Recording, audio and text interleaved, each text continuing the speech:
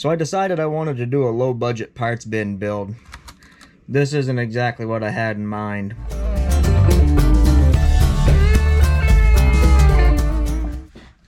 Now initially my plan for this build was to be a low buck parts bin build. I've now modified my Jeep fairly heavily. I've modified my C10 wide body very heavily. So I've got quite a growing collection of stock takeoff SCX24 parts. Figured it was time to do something with some of those. So I took the stock set of chassis rails that came off of my wide body C10 from when I put the Grasshopper chassis under that, and started thinking about what I could do with a stock set of rails to make a buggy that would be as capable as possible. Number one, you've got to cut the fronts and you've got to cut the rear of those rails. Shorten them up, give yourself more room, more clearance for the front and the rear end to be able to flex, especially servo clearance, which does become an issue with some of the bigger servos on the market for these. Now, I'm not running a huge servo in this truck. I'm still running the same servo that I've got in my Jeep and my wide body C10. But I also wanted it to have a certain look, and I was going to need to come up with a chassis extension that would not only allow me to come up with my own shock mounts, but also that would allow me to package my electronics in as small of a space as possible and give me a way to mount the body, because I knew I wanted to heavily modify the body.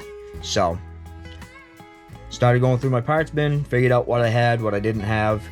Initially I was planning on using a lot more of my takeoff parts than what I actually ended up using, but you know, that's the way these things go sometimes. Now, I said at the start of this video, my goal for this build was to be as low cost as possible and to use up as many of my stock takeoff parts out of my parts bin as possible.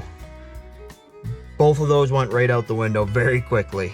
I realized that the direction I was trying to go with this build wasn't conducive to using a whole lot of stock parts, and some of the parts that I needed I just didn't have in my parts bin. So there's some stock stuff I ended up buying new, but a lot of aftermarket stuff. For this build, I wanted to be able to keep it simple and order as much as I could all in one go from one place. So got looking through various companies' catalogs, and for this build, Mofo just had most of what I was looking for, so went ahead and got their black brass skid. As far as this little package goes, the only stock takeoff parts I ended up using were the transmission case and the gear cover. Everything else in this is aftermarket. This is the Samex aluminum 050 motor plate, hot racing 66 turn 050, obviously.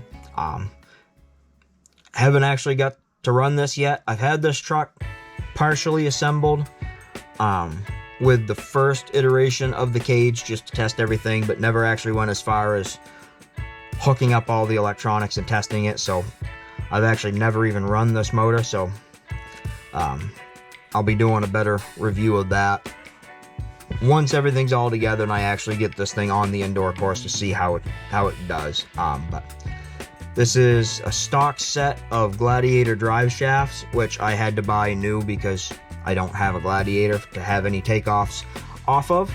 But we've got a Mofo hardened steel spur gear in here and the Mofo hardened steel transmission gears in here.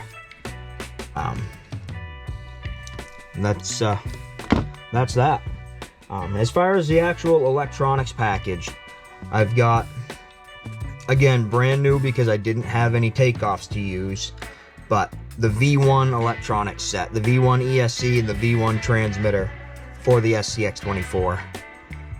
I've got a EcoPower 450 milliamp hour battery that I'll be running in this. I didn't factor that into the price because I already had that, and that's also the battery that I run in my wide body Blazer 75% of the time.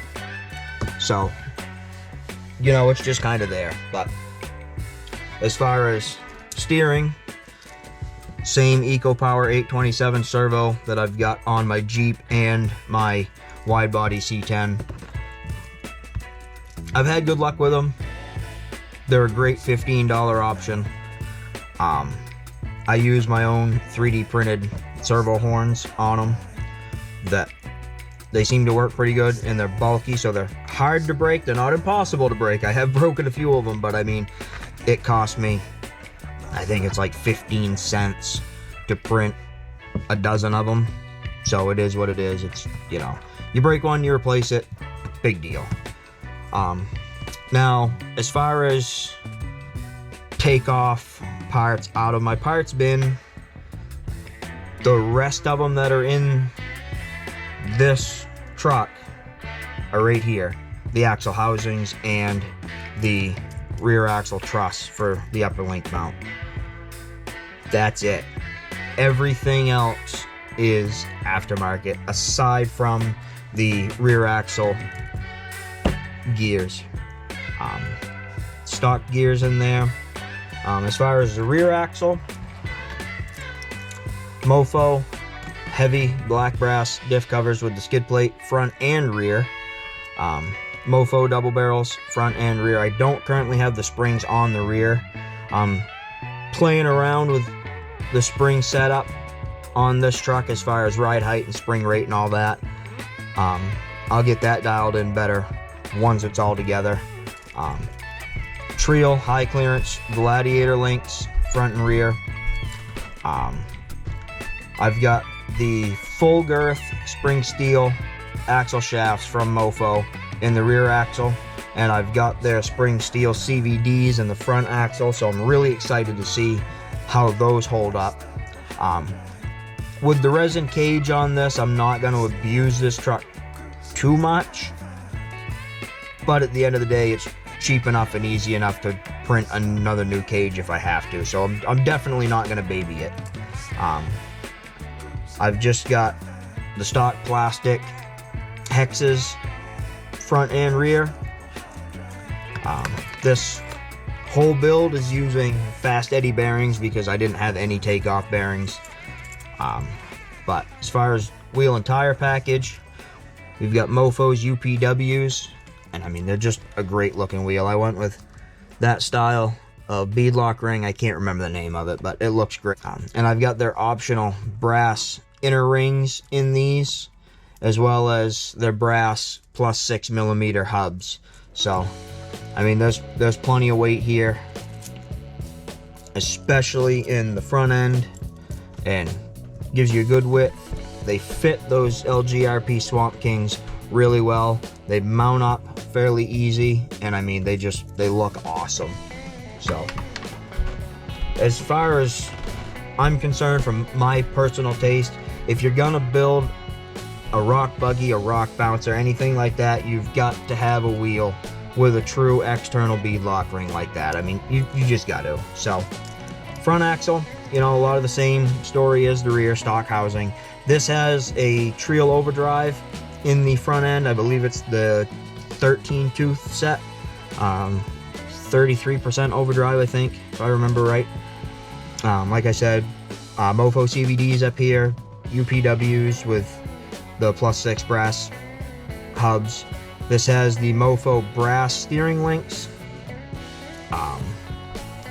Mofo brass knuckles, again the Trio high clearance gladiator links, but the upper links are actually the Samix 4-link kit that gives you the 4-link upper links and corresponding servo tray.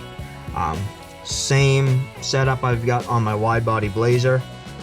Gives you a really good amount of flex, and what I like about these Samix links is the eye ends are bent. They're not straight all the way like, say, a Trio link, or most of your links are.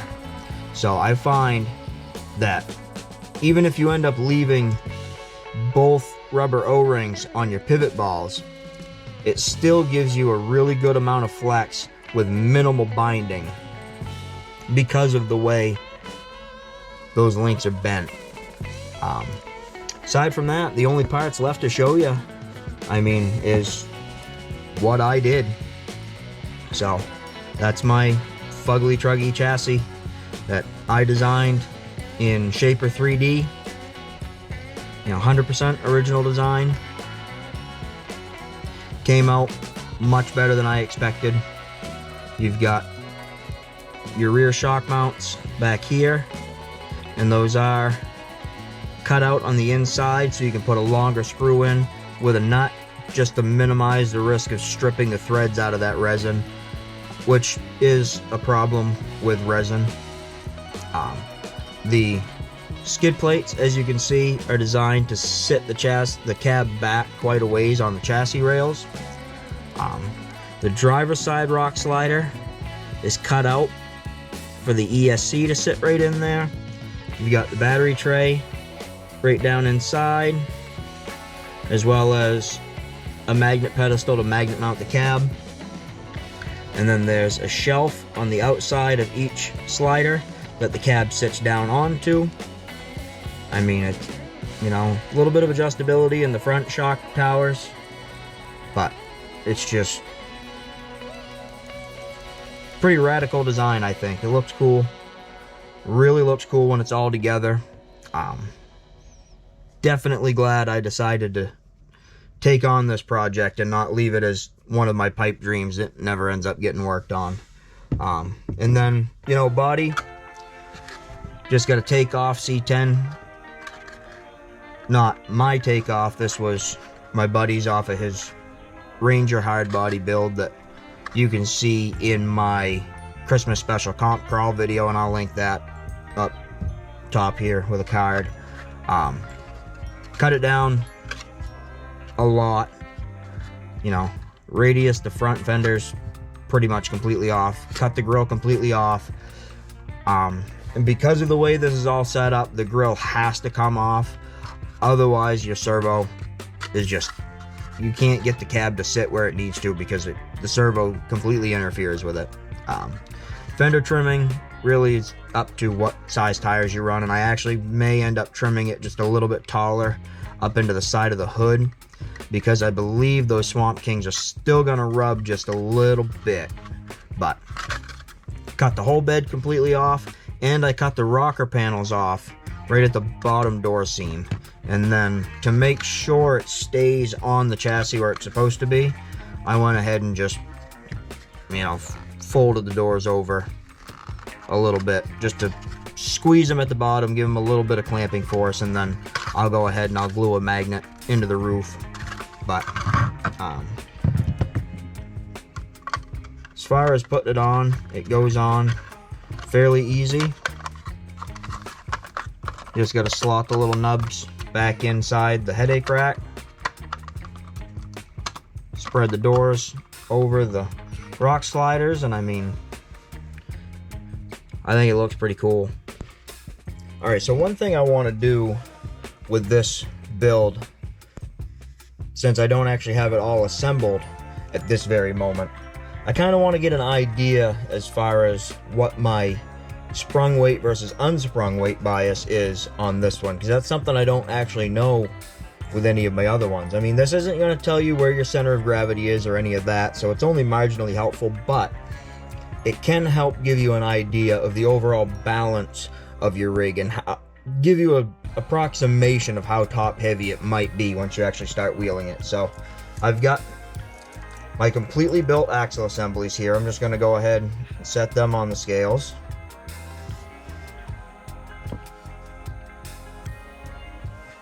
And those come out to a total of 355.8 grams.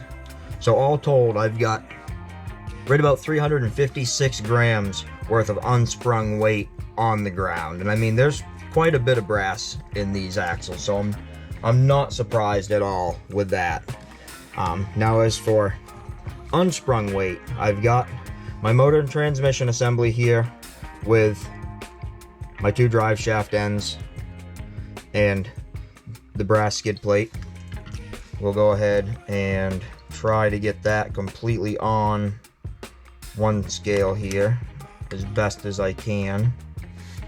And then we've got the chassis rails that I'll throw on another scale. Then we've also got the ESC and the battery. And I'll go ahead and throw in my little servo wire extension there, just for good measure. Try to get everything as accurate as possible.